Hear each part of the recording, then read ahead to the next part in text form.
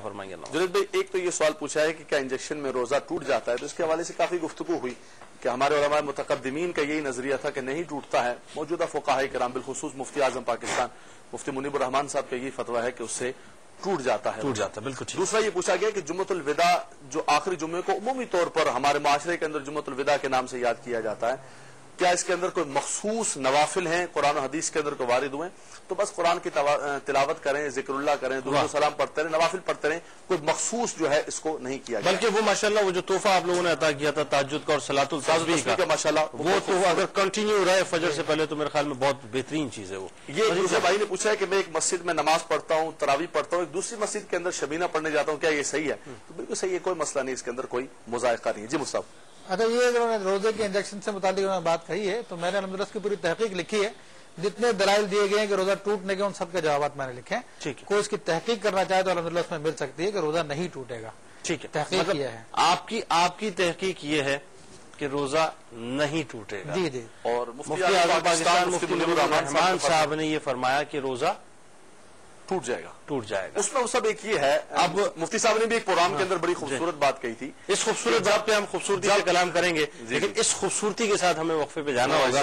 नाज़रीन, मुलाकात होती है आपसे एक मुताखिरीन से मुराद आप ये ले लें कि ये जो हमारे 15-20 साल यहाँ तक के हजरत मुफ्ती वकारुद्दीन रहमतुल्लाह तआला अलैह ने भी वकारुल फतावा के अंदर ये लिखा है कि जी रोजे के अंदर इंजेक्शन लगाने से रोजा टूट जाता है। आज के दौर के बड़े खूबसूरत मुहक्किक जिन्होंने कुरान की बड़ी खूबसूरत तफसीर लिखी है, तिबियानुल कुरान के नाम से, जो उर्दू के अंदर एक नायाब तफसीर है। ऐसी तफसीर बड़े सगीर के अंदर बहुत कम है उर्दू के अंदर। अल्लामा गुलाम रसूल सईदी साहब की भी यही तहकीक है कि इंजेक्शन से रोजा टूट जाता है। उसमें जो ये है कि अवाम किधर जाएगी, आपने बड़ी बुनियादी बात कही। बड़ी बुनियादी बात यह है कि जब दो आरा हैं, दो सोच है, दो फिक्र है, तो अवाम किधर जाए? बात यह है कि मुझे इंजेक्शन लगाना है, मैं क्या अब मैं अल्लामा लियाकत हुसैन नजरी साहब को फॉलो करूं? नहीं, अल्लामा लियाकत हुसैन नजरी को नहीं, मुफ्ती अबू बकर सिद्दीक साहब को फॉलो करूं? हमारे जो उलमा हैं, हम तो देखिए खाने के बात मैं बात को खत्म कर लूं। वो सब उसमें यह है कि इंसान हत्तल मकदूर कोशिश ये करे कि रोजे की हालत में इंजेक्शन ना लगाए, यानी वो चीजें जिसके अंदर उलमा का इख्तिलाफ है। नहीं, नेसेसरी है साहब। बात यह है कि एक शख्स है, उसको लगाना है, डॉक्टर्स ने सजेस्ट किया एक जुनैद भाई हालत इज़्तिरार है, एक ऐसी कैफियत बन जाती है कि हालत इज़्तिरार में बंदा आ जाता है, वो एक अलग कैफियत है।